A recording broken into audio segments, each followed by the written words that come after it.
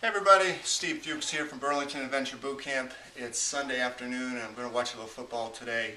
I want to turn on my TV, and to do that I have to turn off my timer. And I want to tell you why I have this timer real quick, because it has something to do with what we're going to talk about today. This TV, I end up watching way too much, and I know that. And so I have a timer that I use to set the TV to go on at 6 p.m. and set the TV to go off at 9. And if I'm watching TV outside of those hours, I have to come over here. I have to reach over here. I'm going to pull it out of the wall here. And I have to flick this little switch. And when I do that, I can watch the TV. So it's not a real big thing, but it's just enough that I have to think twice before I do it. And that helps me control how much TV I watch.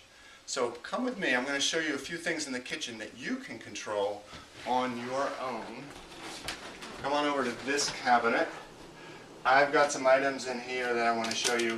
Some healthy bars, some nuts. These are convenient snack foods that I'll use, my family will use. Around here I pulled out earlier some not so healthy items. So some candy that was in my cabinet. I don't know why, because we actually don't eat that much of it, but here it is sitting here tempting, and we don't need it. So what I'm going to do is throw that away. That's going in the trash, and an alternative would have been to donate it, to put it somewhere else, but this is what I call my pantry raid. I've done it with clients before where we've gone through, we've taken out items or identified items that aren't serving people. So that's one thing that you can do to control your space. Just get rid of the items that you don't want, or put it away. Put it somewhere where you don't need it, and then bring the other stuff out. So in the refrigerator, I could go in there and resort things. So let's take a look. I've got, right on top, I've got some healthy greens. I've got some fruit. I've got some unsweetened iced tea. These are all good items to have out front. If you look in your refrigerator and you have sweets or you have baked goods at the top shelf, you might want to think about reordering those items so that what you want, the good stuff, is close and convenient, and what you don't want, the bad stuff, is distant and difficult. Put that stuff away so you can't get at it. So I want to bring our focus to a couple situations in life we might find ourselves in. One is that we're at work and somebody brings bagels in, or cupcakes, or anything that's sweet and is going to derail your plan. So one thing that I recommend folks do is to have some healthy snacks handy. Right here we have some almonds, about 100 calories worth of almonds. And I'll throw in a little dried fruit, so that's something that you can have in it instead of the other items. If you're in a meeting and everybody else is drinking soda, well, maybe you don't want just water, but a little bit of lemon on top is a great idea. Not only does it give you some flavor, but it reminds you that you're in control. You don't have to drink what everybody else is drinking. And it's good for you. So other situation, you might be out and about at a restaurant, so a lunch meal or a dinner meal, and you've got friends and they're all interested in just moving the conversation along to food, and here comes the bread basket. You know, you don't actually have to take any of the bread out of the bread basket. If you're eating a 400 to 600 calorie meal, that can fill you up, unless you fill it up with empty calories like white flour, white sugar.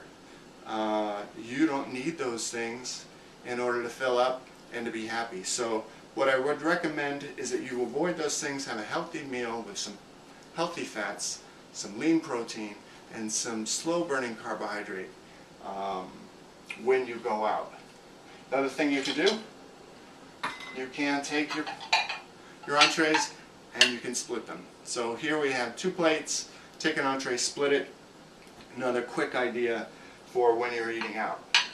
When you're at home, and you want some reminders in your environment about staying healthy and staying on track, you can post little signs around. This one says, "Nothing tastes as good as healthy feels."